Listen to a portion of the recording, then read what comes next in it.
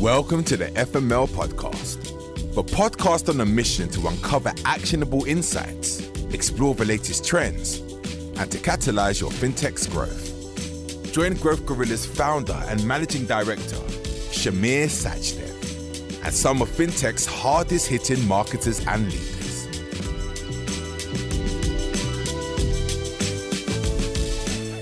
Welcome everyone to this episode of the FML Podcast. We're joined by Richard Cook, Social Media Manager at Monzo. Richard, thanks for coming on today. No worries. Good to be here. Thanks for having me on. Brilliant. Well, look, let's kind of jump straight into it. For everyone listening, it would be great if you could just tell us a little bit about yourself, your journey so far, and how you've ended up at Monzo and what you're doing there now. I've been at Monzo 4.5 years now. I started back in 2018, so I've been here quite a long time in Monzo terms. That is basically a lifetime. I joined as our online community manager. So I was involved in lots of things, from the community events we were putting on to looking after our forum and our social media. And then after a year or so of that, I moved into looking after the social media entirely. And that's what I continue to do today, looking after the content basically going out across our social media channels. So we're on all the main ones: Instagram, Twitter, Facebook, TikTok, etc. Just making sure, are we talking about the product enough? Any campaigns that we're working on, supporting those, all that kind of good stuff. Working with a team of content creators and designers to make sure the stuff looks good as well. Before Monzo, I was at Spotify, the music streaming folks, where I actually started off in customer service. So I sort of cut my teeth just talking to customers, basically doing email support, social support back when that was the hot new thing. People had were doing customer support through Twitter, and eventually just by doing that social side of customer support, I moved into social marketing. So I've kind of come from this customer centric background, and that's something I'm really passionate about, is that the voice of the customer, making sure customer complaints get heard, and what that people actually want to see companies do is what they do. And that's something that's what attracted me to Monzo, was I really like the customer centricity, and I think it's something Monzo still holds really close to their heart today. So yeah, that's kind of my life story in my career, from music to banking, and lots of memes along the way, I guess. We'll dig into the memes in a bit. I think that's why everybody's here. But I think the place to start, which was that comment I made about sort of tone of voice. We're on the agency side, and we're speaking to budding fintechs all day long. We do sort of ad copy for them or whatever it may be. We'll ask a question, tell us about your tone of voice, and they'll always turn around and go, we really like Monzo. What's been your input on the Monzo tone of voice, and kind of how has that evolved? Cool. Well, first of all, that's really great to hear. That's such a compliment, is that people look to us as inspiration. That's just really sweet to hear. I wouldn't take too much credit, honestly. I can't. We have an incredible writing team. Our head of writing, Harry, is incredible. They've really done a great job in establishing a really friendly, customer-centric tone of voice that puts banking stuff, which can be complicated and clunky and jargony, in really accessible language that anyone can understand. We talk to you like a friend. We talk to you like someone that you know and trust. So all credit goes to the writing team. I'm just the social media guy, essentially. One thing they do really well is they provide resources and training for the rest of the company. Their philosophy is very much not to write for people. I mean, they do a lot of writing, but what I really appreciate them doing is running workshops and giving us writing guides for us to how to write like Monzo. And so I've tried to take their guidance and their steer and translate that into okay, cool. Overall, this is how we write as Monzo, as a bank. What does that mean for social media? And social media is always kind of the, I guess, black sheep sometimes in the channel mix. If you have a particular tone of voice that exists on your website, that usually sits pretty close to how you might write an email, right? Because it's a public facing thing going out to a lot of people. It's probably going to sound the same. Also, a billboard, those things can be sort of clustered together, out of home stuff as well. Whereas a social, the channels have such a particular tone of voice just of themselves. I feel there is almost a Twitter tone of voice, that exists beyond your brand, but is inherent to the channel. Sometimes brands can start sounding the same on places like Twitter or whatever, whether that's the sassiness or the playfulness. Everyone wants to sound innocent on Twitter, for instance. So brands kind of deviate towards that. What does translating the Monzo tone of voice, which is just like great, amazing thing. What does it mean to translate that to these channels which do have their own tone of voice? So that's like been the challenge for me, is like, how do I take this writing style and like apply it on these channels? That does mean like sometimes breaking the rules a little bit, like even just like with like the basics of like punctuation and grammar and stuff like that. I really enjoy that. Like I'm a bit of a social media addict. Like I'm on Twitter all day long. I know how people write on these channels. So what I've just tried to do is, just help bring Monzo to those channels and write in a way that like feels natural to the platforms. I think that's the key thing. Does the content feel like it belongs on those channels? Are we writing in a way that like people expect to see and write themselves? Are we speaking people's language? That's probably like the golden truth for all Monzo content. All our writing is like, are we writing like people speak? Like I think that's even doubly so more important on social media, where like the way you speak is so much a part of how you use those channels. And I imagine, obviously, at the sort of size and scale that you are and operating across multiple channels, I imagine that brings in, a degree of complexity. Did Monzo sort of start off on one channel and focus on that to begin with, and then sort of branch out and move across to other channels? Or did you kind of go whole hog on all of them in one go? When I joined 4 years ago, we already had a lot of this in place. So we already had Twitter, we had Instagram, we had Facebook. So we had like the core, the original three going. As far as I'm aware, there wasn't a kind of like start. I know like these days, like you'd probably start on one channel and branch out. I think we kind of like just took those three channels and just went with them. And I've tried to like beef those up a little bit and add sort of side channels at the same time. So we have like a really fun Twitter account called Making Monzo, which is like the behind the scenes stuff. It's like a bit of employee branding, a bit behind the scenes. It's just like the tidbits of like what we're working on and what's coming next, and like what it's like to be an engineer at Monzo, that kind of stuff. So we've made those side accounts. But yeah, I've sort of been witness to us exploring brand new channels, like LinkedIn. Like what the hell do you do with LinkedIn? Helping like crack that case. Or I guess TikTok is a big one that we should probably talk about in a bit, but like translating what TikTok means for us as well. So yeah, we've always kind of been everywhere, but like I think we've honed in on our strengths. Like Twitter's always been huge for us. LinkedIn has been a surprise up and comer, like over the last 12 months especially. It's just exploded. And then doubling down on like what our strengths are on, I don't know, like Instagram or Facebook. Like Facebook, I don't know. Facebook just depresses me, to be honest. It's not a channel where like anything ever seems to work, and it's a bit of a like pay to play environment where if you're not like boosting everything, then no one ever sees it, and it can be a bit of a wasteland for content sometimes. That's just Facebook. I mean, Facebook, it's where brands are going to die now, right? Like, yeah. Organic reach is dead on Facebook. Everyone says that, and I think that is true. Like, it's just a advertising environment now, I think.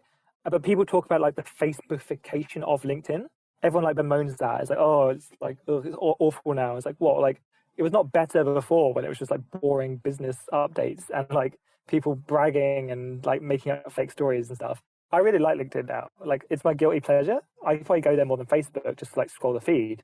I think brands are sort of starting to take it a bit more seriously or unseriously. I think like people are posting more fun content there, like memes. Like we had like kind of a bit of a breakthrough, and like we realized like the impressions you can get on a post on LinkedIn are like, for us at least, in the hundreds of thousands on like very basic content. Yeah, we posted some news about like a people policy put in place, and it got like 300,000 impressions. I was like, okay, that's really interesting. What if we just like put content on LinkedIn about what it's like to work at Monzo, like the sort of magic Monzo moments that like make working here really special. So like I would go and just like take a photo of, I don't know, a special room that we have just for parents to use, or for the prayer room we have for people who are practicing some sort of religious practice, or just we have biscuits in the office, or gender neutral toilets. Like all these like tiny things that I just take for granted because we work here, and but actually I feel really special to like people outside, and they would just get hundreds of thousands of impressions. I was like, this is amazing.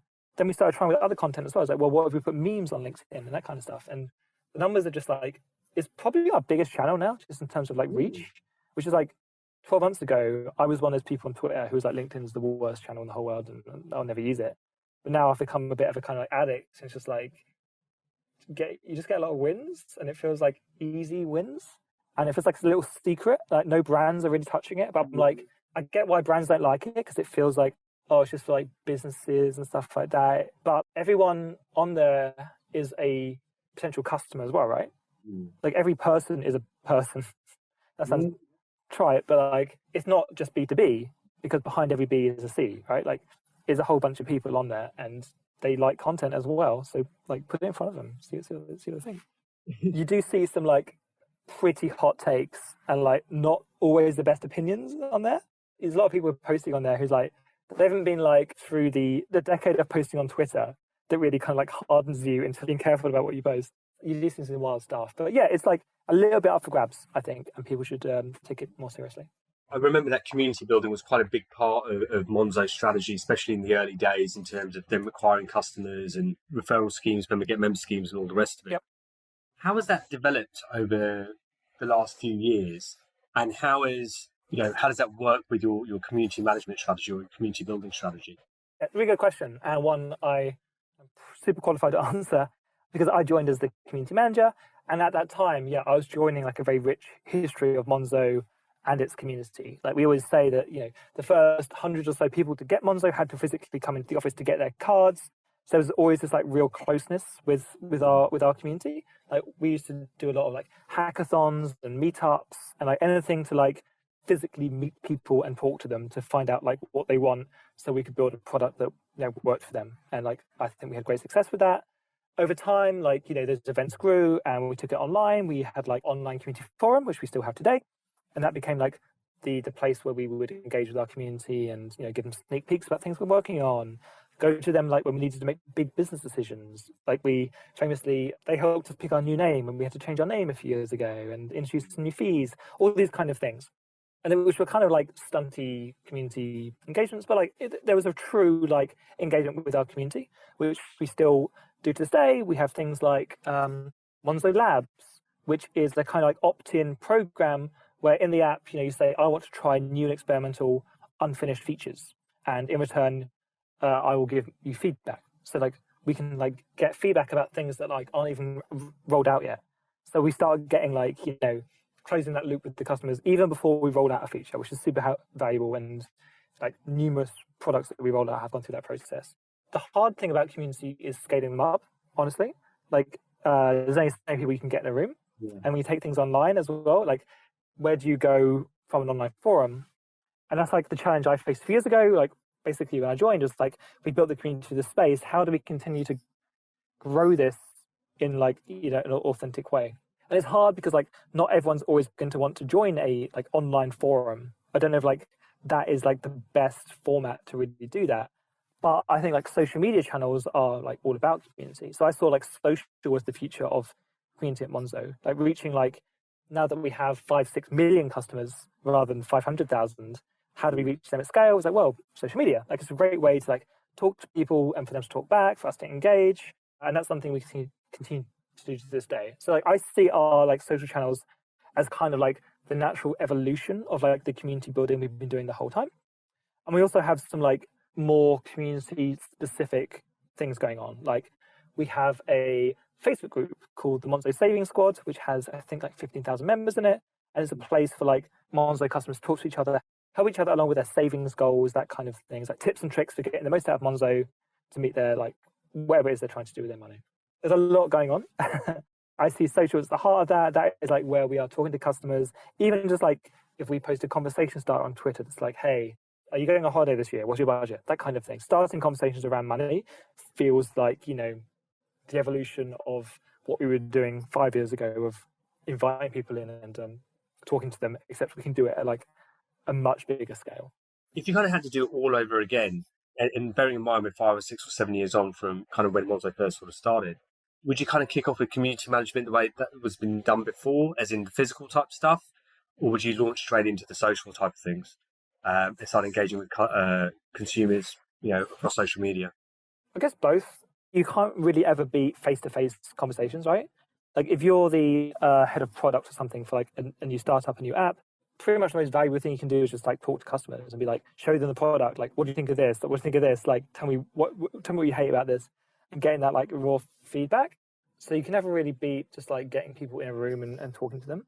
But, community is like the hot thing as well in marketing. It remains the hot thing. I think it always will be. And there's so many ways to do it these days, whether that's like Discords and WhatsApp groups. And like, I'm a member of so many like little bitty things like that, like a Slack just for like fintech marketers, or like a WhatsApp group for social media managers, or, Twitter DM group, and like groups are everywhere. Like everything's a group now.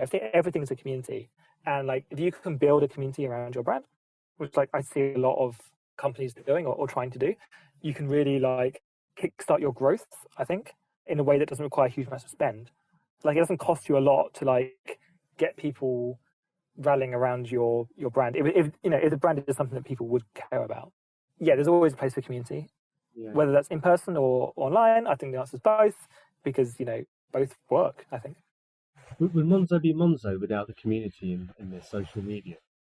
No, I don't know who we'd be, but I see it as like a core part of who we are, who we've been over the years. Like, it's part of our DNA. Like, it's talking to our customers is in our blood, I would say.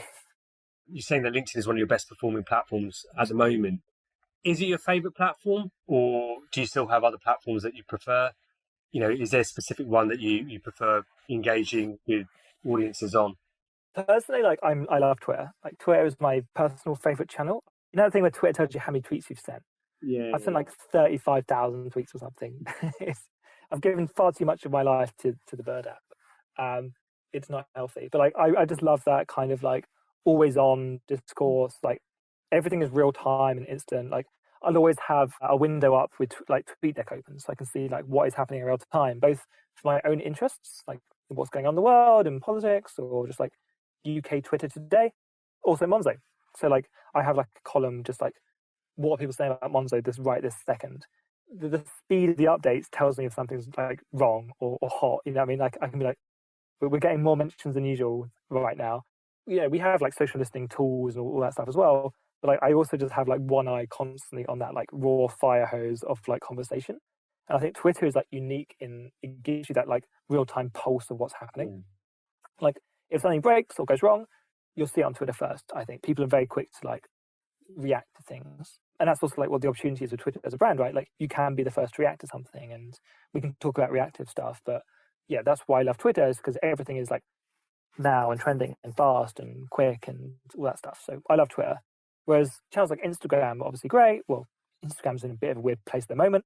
But like, I always found like creating content for that channel is like much harder, because like it requires a bit more like effort, honestly, like design time and planning and things like that. And getting Instagram right can be more of a challenge, but we've had some better success there of late. But like, my favorite for like Monzo at the moment is probably LinkedIn. That like success you can have is addictive. Once you get your first like million impressions on a post, you're like, wow, like I want to get that again. And then like, you never quite get there again. So you're always like chasing that like million impressions and trying to figure out like, what was it that like did it? And you can really, pull apart posts and be like, okay, yeah, you get this many characters before the read more kicks in, or it just plays thumbnails in this way. And you can like really diagnose like what people like and what works. And like I say, like, stuff goes viral there in a way that you don't see on like even Facebook or other channels these days. And I kind of want to bring in TikTok into the conversation. We're having, existing clients, new clients, prospective clients, all talking about TikTok and then influencers as well, as if influencers never existed before. But it seems to be, what everyone's sort of interested in. How are you finding TikTok? Because, I mean, their organic reach is pretty insane as well, right? Yes. Yeah, like we've had TikToks that get like 2 million views organically. You're right. There's the opportunity there is huge. TikTok's an interesting one. Like, it's a channel we weren't really thinking about until maybe a year and a half ago, honestly. Yeah, we were hearing those conversations. Everyone's like, you need to be on TikTok. Why aren't you on TikTok yet? You should be on TikTok yesterday. And we were just like, yeah, we'll get onto it. And then we started trying it. And honestly, like, we had a lot of like full starts. Like, don't do this. But like, if you scrolled back to like the start of the Monzo TikTok, you would see like me like on the floor in my flat, like failing to like explain financial education stuff. And there's a lot of just like, I don't know how to do this, and I feel dumb that I can't do it. We tried like working with people and things like that, and we knew that if you want to do it, you got to get it right. And there's a lot of like, trial and error along the way. We took a lot of those learnings on board, and we've used them to like refine our strategy a lot. We hired a content creator to help us like really be able to prioritize like spending time on TikToks. Like, one thing I learned very quickly was like, you can't just like bash one out in like half an hour between 2 other meetings, which is like kind of what I was trying to do. When we had a much smaller team, I was like, yeah, I'll just like do a TikTok like on my lunch break. I was like, no, you kind of need to like script it and then like set up lighting and cameras and do multiple drafts and get it right and refine it and all that stuff. It takes such like precision and care and deliberateness that we really needed like full-time support on it. But like since then, like we're very happy with like how it's all going. We've kind of like fleshed out our strategy a bit more with it. Like we started off just like kind of throwing everything at the wall. Like, are we using this channel to kind of be a place for financial education, or is it like purely entertainment, or like do we talk about our products on there? Like what do we do? And I think we've kind of landed on this like nice laugh and learn strategy, which is kind of like some of it is like educational about like financial concepts or about product, but a lot of it is just like stuff to laugh at. Like it's just like brandy content that like is relatable money moments, all that kind of stuff. And like we have a lot of fun. We had a bit of a breakthrough one time when we posted our stuffed toy mascot, our little plushy Monzo card that we happened to have for like, we didn't have it for a marketing reason. I think it was something we made internally to like give new parents at Monzo as part of like a kind of care package. And we got one. Like, can we put one of those on TikTok, please? And they got like 2 million views or something. I was like, okay, cool. This is going to be all our content now for the next like 6 months. You'll see that plushie popping up in a lot of our TikTok content. And it's like, that's the case of us like kind of responding to what worked and like what people said. And like, we would like hide it in the background of a video, like kind of as an Easter egg. And people like, where can I buy one? I want to buy one, give me one. And like, it's like, okay, people love this thing and people will like go nuts for it. So it's finding those like little things. I guess like it's not a million miles away from what brands like, I don't know, Duolingo or something are doing, like with like their owl mascot. Like, is that our version of that? I guess so. But it was also just driven by like what worked and what we were seeing in the comments as well. When I follow Monzo and I see some of the posts, I think you're right ahead of that. You've actually posted that before anyone else. You kind of sort of burst at the gates. How do you tend to do that? Is there a process behind that? Is it a bit of luck or a bit of everything? It's a bit of everything, but we do have like, I guess like processes in place to like be super reactive. Like we've like deliberately crafted ways of working that allow us to do that, which I know like not everyone does. You could just like wait for things to happen and, rely on luck. But like we are a little bit more deliberate than that. Like I don't want to like ruin the magic, but like, there is like boring like strategic work behind this. We have as part of our like daily stand-up like a trending check, like what is happening. Someone will look at Google Trends, someone will look at like Twitter, someone will look at like TikTok, and we'll just like report back on what is happening right now today that we can jump on. So that's one way to do it. But then also just like we have within Monzo itself, like we use Slack for our internal communications, and we have a channel that is just like social engagement, and that's open to anyone across the entire company can like pitch something that like they've seen, whether that's a meme or perhaps it's a funny tweet about Monzo that maybe someone in customer service saw, or just maybe it's a picture someone took themselves with a Monzo card. So we kind of like almost like crowdsource some of the like more engagement style content, and are really like receptive to ideas from other people. And like if an idea is good, it doesn't really matter where it came from, and if we can get it out quickly, we'll do it.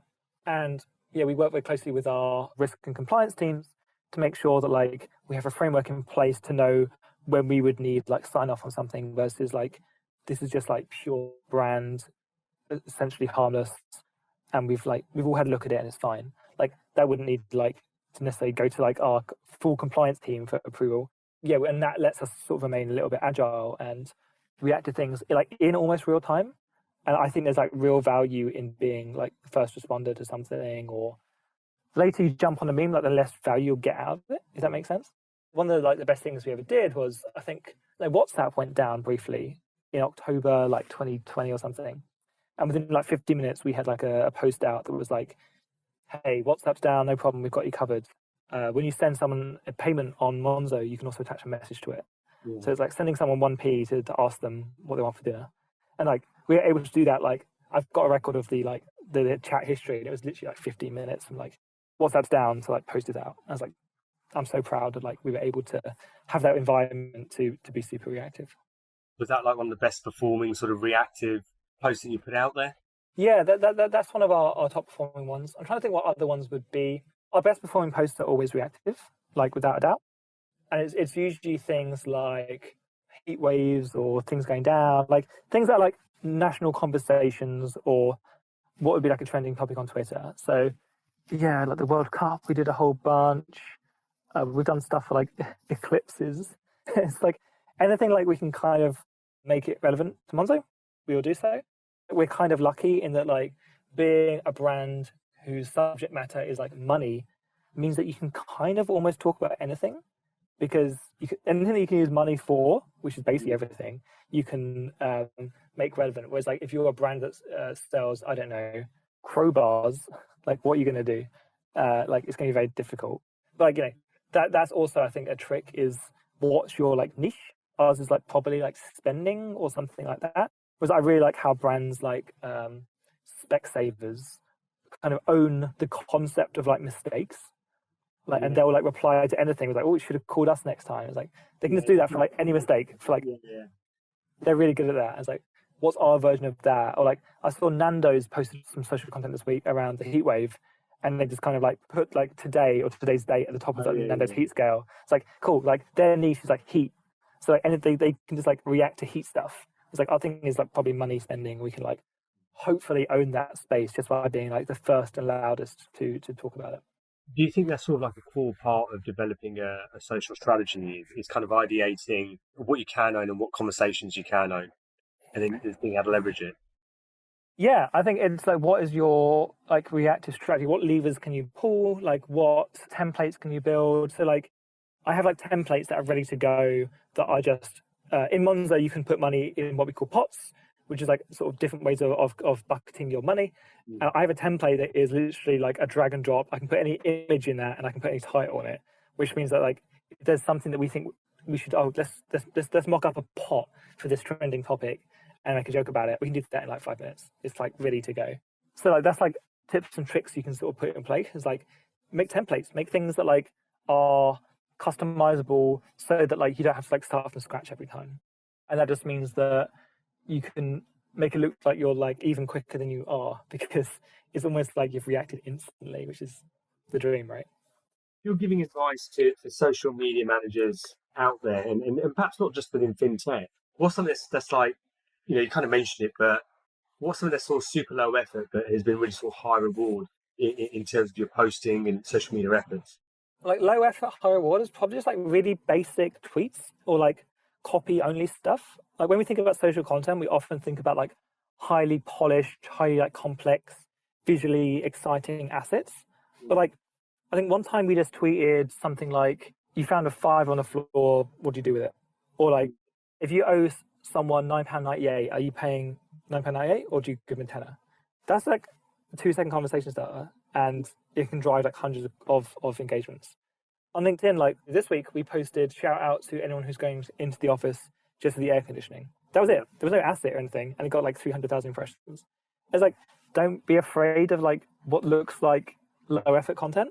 It's like low effort content. There's almost like an inverse relationship between effort and reward sometimes on social. It's the most frustrating thing about social media marketing is that like that like asset that you spent like a week on and perfecting and getting like design input on and spending budget on in many cases often just like goes unnoticed. Whereas like the scrappy like thing you just like put out without really a second thought, that might be like a quote retweet or a copy only LinkedIn post or something, will just like smash. And this is like kind of annoying, but also like that's where the opportunity is. So the advice I would give people is like, don't be afraid of the scrappiness, because like that's where a lot of wins can come from. You know, before we had like full design support, we would like rely on tools like, you know, Canva and stuff, like things that like let you churn out content that isn't like the most designed, polished content in the whole world, but like gets across an idea enough for people to get it. And that's the main thing, is can people get value out of your content quickly? And often like a highly polished asset doesn't do that, whereas like something that's just like scrappy and messy can feel more real and people can sort of latch onto it a bit more. What would you sort of suggest to companies who are looking to sort of like amp up their social media activity? And I'm assuming that don't worry about being perfect and get that sort of content out there is probably pretty high up that list of recommendations. Yeah, definitely. I always recommend like a test and learn strategy. It's better to like get something out that fails and learn from it than like spend twice as long and it does okay, because then like the opportunity cost of time you spent producing, you could have like tried something else that like got you like even further. So yeah, done is better than perfect on social in many cases, and like there's no point spending ages developing an idea that you haven't validated yet. And often that validation can come from like a scrappy execution, but like you'll get learnings much quicker, and I think that's really important. And like kind of like not how everyone thinks about social. Like I look at like a lot of like brands that like definitely have bigger teams and more budget than us, and I'm like, your content isn't good and no one likes it. Like there's no comments on it, and it doesn't it doesn't excite me, and I don't know who it's for. Whereas like all our content, like we have these principles in place, like our content should do one of three things, which is educate, entertain, or inspire. So it should either like give you some value in the sense of like it gives you knowledge that you didn't have before. Like that might be information about money, or it could be ways to get more out of your Monzo account or something like that. So that's educate. And entertain is like kind of obvious. It's just like it should be funny, or it should be shareable, or just like it gives you some sort of distractional value that like makes it worth your while to consume. Or like inspire, something that gives you an idea. Maybe it's like a way of using Monzo that another user's come up with that you hadn't thought of before. Or we show like a particular use case, like Monzo on a beach somewhere. It's like, oh, I really want to like do that, like inspirational stuff. And if your content isn't doing one of those three things, like what's the point of even putting it out there? And I see a lot of brands, I think, just like creating content almost for the sake of it. And I'm like, well, I don't understand like what your strategy is, or what do you think this is doing? And if you can't answer what do you think this is doing, then you probably shouldn't be doing it in the first place. This is brilliant. My marketing manager has got a question here, which I haven't told you about, but I think it's something that we're going to want to know the answer to. Who do you think is Monzo's social media nemesis? There's a few different ways I can answer that question, if I feel comfortable answering it. Like we don't necessarily have a lot of beef with anyone else. And like that isn't our strategy. We're not one of those brands who's like very much into like the brand banter side of things. Like we're not picking fights. Like, we've had some like interesting brushes with like Audi recently. Like we did a tweet about like it's like what we have a format which is what the notification says and what it means. So like if you receive a Monzo notification, it's like you spent 60 quid at Audi. What the translation of that is you found the middle aisle or something like that. Yeah. And then like Audi tweeted us being like, we will not be blamed for the stress that Monzo gives you. And so we clapped back with like, you'll want to talk about stress. We've been through an Audi checkout, that kind of thing. Yeah, it's like, it is what it is. I don't think we have ongoing beef. I mean, like obviously like there's friendly rivalry between like in the fintech space. So like our friends over at Starling, Revolut, TransferWise, Klarna, all those folks. But I think we have like, we're all working towards the same goals, right? Which is like to improve financial services in the UK. I don't think we'd ever like take snipes at them other than in a very clearly joking way. I don't think it's something customers really want to see either, like from their bank. I think it's okay if my fast food restaurant of choice starts a fight with a rival fast food chain. But like, I would feel a little bit like off-put if the place I'd put my life savings was like kicking off on Twitter. You know what I mean? Like it would make me like, I'm a very sort of brand reputational centric. Like I think a lot about that. And like, I don't know if like we should be doing that kind of thing. So like for the most part, like we try to avoid like being too negative about anything. We're always clear when we are joking. Like sure, we can be sassy both towards other brands or like customers when they're clearly like up for it. Like we get a lot of like interesting tweets that are like semi-joking, being like, "Oh, Monzo is so annoying with the notifications I get," or like, "I hate Monzo's violent, loud notifications about how much I'm spending. Shut up." And it's like, yeah, like there's a kind of like a self-deprecating thing there of people like really get benefit from notifications because like it tells them how much I'm spending, but they hate being reminded of it.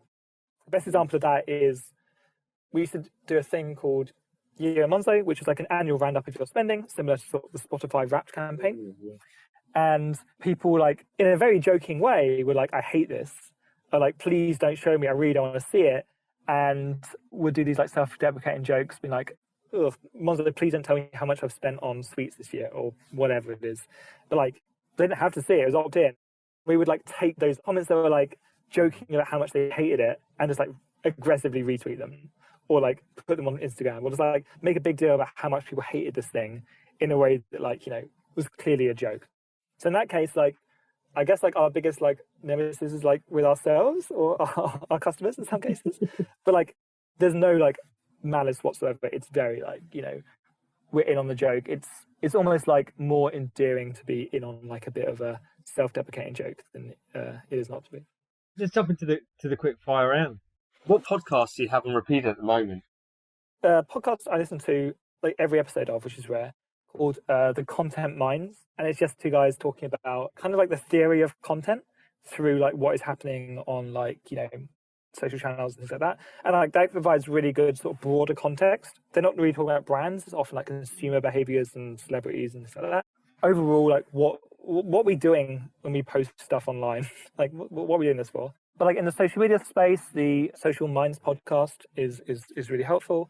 The Confessions of a Social Media Manager one, I think, is sort of a new up and coming one that I rate. But yeah, there's a whole bunch. I mostly listen to like not marketing podcasts.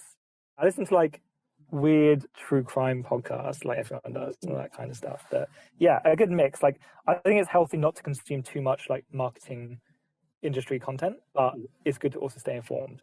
And yeah, I'll listen to any podcast I'm on as well. So what book are you reading at the moment? You know Bret Easton Ellis, who wrote American Psycho? Oh, yeah. I just started a new book of his. Well, it's an old book of his called Glamorama, which is a really interesting book, which is kind of like skewing early noughties like celebrity culture through the lens of like supermodels and things like that. It's a really interesting, weird, bizarre book that I don't want to spoil, but I'd recommend checking it out. It's nothing to do with marketing. Like, I don't read a lot of like business books or like marketing books. So like the last 5 books I've read are probably all weird like comedy books or like fantasy books or like weird nerdy sci-fi stuff. So yeah, it's good to get inspiration from fiction, I think. To be fair, I hit Friday afternoon and I think if I hear the word fintech one more time, yeah, I'm done. Yeah, like it's a weird thing. Like I think a lot of people outside of fintech think everyone in fintech is obsessed with fintech. A lot of us like are just like normal people. No, I don't mean that in like a deprecating way to anyone who's like really into the industry, but like, you know, we're not like necessarily talking about like the big movings in fintech all the time. Like even like in my team, the content team at Monzo, like we don't really look a lot at like what other fintechs are doing. Like our inspiration is much more like retail brands. Like I'm much more interested in what Netflix is doing than NatWest, right? Or oh my god, have you seen what Thursday are doing on LinkedIn? Like they're a dating app. They're like a million miles away from us, but like they've mastered a channel, and like we should learn from that, even if we we don't like it or whatever we think of it. I think it's healthy to look beyond your own industry sometimes. And fintech is like a very small insular industry anyway, and there's like best practice is still kind of like being fleshed out. So that there's not always like a wealth of inspiration to draw upon. But I think, you know, when it comes to marketing, like we think of ourselves as like almost like a lifestyle brand than we do as a traditional banking brand, because traditional banking marketing, frankly, isn't always like super engaging. Other than Monzo, what's your favorite fintech app? Things we're just normal people. Okay, well, I just said I'm not a fintech enthusiast, but I have like 50 fintech apps on my phone. Ones I love at the moment, top 3 would be Free Trade. Makes shared trading super easy, and like, you know, I love just like buying like a pound of like Kellogg's and being like, ooh, I'm starting to invest in myself, and I lose like that pound. I'm like, okay, learn my mistakes. I really like EverUp, who are a like prize-based investment app. So kind of like premium bonds, except like it has like daily games on it. Really interesting, like what they're doing in terms of just like different things you can do with that app. Like check it out. And like I'm something of like a crypto skeptic myself, but like I do like get involved in the space a little bit. Like I have like a Dogecoin somewhere, probably that kind of thing. I like Ziglu, the crypto like wallet app, I guess, because they have a thing where like I think they pay interest on Bitcoin, but they also like have like a 5% like pound sterling savers account, which is like 5% is mad right now. So sure, but yeah, I have like everything that comes out I get just to sort of see what's going on. Literally, I see when I scroll through my phone, it's just non-stop. I use about 3, but I've got all of them. Yeah, well, you got to. You got to see what's going on, and the things like the Monzo does really well. And there's things that we can learn from other people, and we should never take ourselves for granted or sort of stop innovating. So it's always good to see new entrants to the market, and I'm just always excited about what else we could be doing next. What's one thing I haven't asked that I perhaps should have? It's probably what are the challenges of my role? It's really interesting coming from Spotify, the music folks, because if I wanted to get 1,000 retweets, I could just tweet here's the new Taylor Swift album, it's the best album of all time, or whatever, and easy. Yeah. But you don't have to substantiate that claim. You don't have to prove independently and log that Taylor Swift's album is the best album of all time in a way that it could be contested later. It's just it's a subjective claim, doesn't really matter. Moving into the banking world, I had no experience or understanding of the rules and regulations and compliance, all this kind of stuff, and that's been the learning curve of my career at Monzo. It's just getting to grips what does it mean to engage in regulated activity and financial promotions and stuff, and what are the challenges that come with that, and what does it mean to have to combine a very rule involved process with creativity. So sometimes we'll have an idea and it's not that people are saying no, it's just yes, but you also need to include this. Thank you very, very much for coming on to the podcast today. Absolutely fascinating. I've really enjoyed it, as I'm sure all our listeners will. The FML Podcast is brought to you by Growth Gorilla. To find out how our marketing growth experts can boost your fintech's growth, head to growthgorilla.co.uk. And make sure to search for the FML Podcast in Apple Podcasts, Spotify, or anywhere else podcasts are found. Don't forget to click follow to ensure you don't miss any future episodes. On behalf of the team here at Growth Gorilla, thanks for listening.